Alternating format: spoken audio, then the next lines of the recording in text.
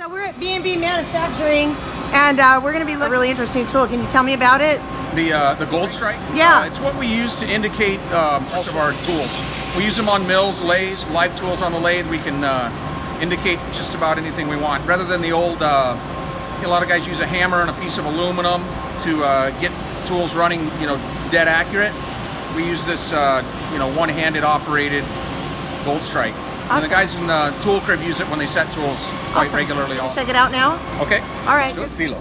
Silo? Yes. Hi, Silo. And you're going to tell me about Hahn Gold Strike. the Hahn Gold Strike. What is the Hahn Gold Strike used for? It's for indicating smaller drills, which is very helpful because the shop floor they usually use a mallet. So they'll come here and just go ahead and just hit the hole. It's going to break some tools. Very easily for a smaller drill, especially for a smaller drill. Problem that a lot of machinists run into with smaller drills. Okay.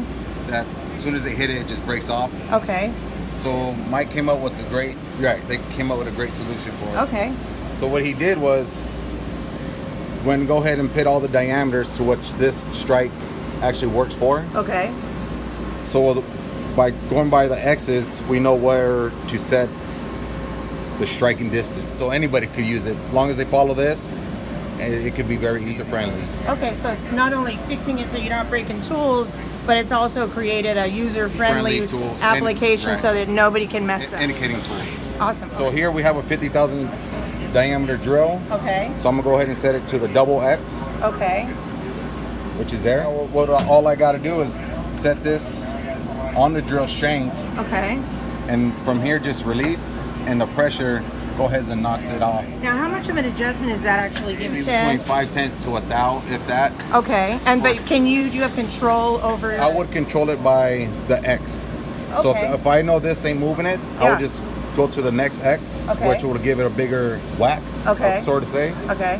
So that would adjust it either more or less. Okay. From here, Oh. if you show, here Okay. we're on that. So the goal is to pit both on that X diameter, that blue line in our drill. Okay.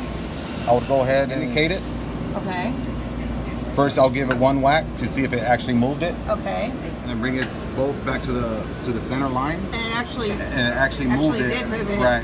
Like, how much did that move just now? About 5/10. 5/10. daily. We change about 60 tools a day here on day shift, Okay. and a lot of what we do here is drilling, so this comes out very handy daily use here. Lathe. For lathe, and any application that's actually needs a drill or something indicated precise or smaller Okay. diameter drills, you can pretty much use it on any machine. Yeah, you just squeeze it. You just collapse, and all you do is just let it finger, Okay. and that's all it needs. Well, thanks so much for showing us the Gold Strike. I You're really welcome. appreciate Got to your indicate a drill. Yes. You want it running true before you use it. Yes. So the way that we get it in, again, the old method is hammer and aluminum. Now we use this Gold Strike. Over 100 CNC machines. Guys that they're used to the old hammer and piece of brass, or maybe it's a piece of aluminum, and they've just developed that technique over the last 15 years, and they don't want to change. Other guys that once they use it, understand how to use it, they just go back to anything else, and they love it. It saves time, and it actually when you indicate a very small diameter tool, 1/8 of an inch or smaller, it can be very easy to break it with a hammer and a piece of brass or aluminum. These tend to be a little more sensitive, and you can get a better feel for it and not break the tool. B&B loves the Gold Strike.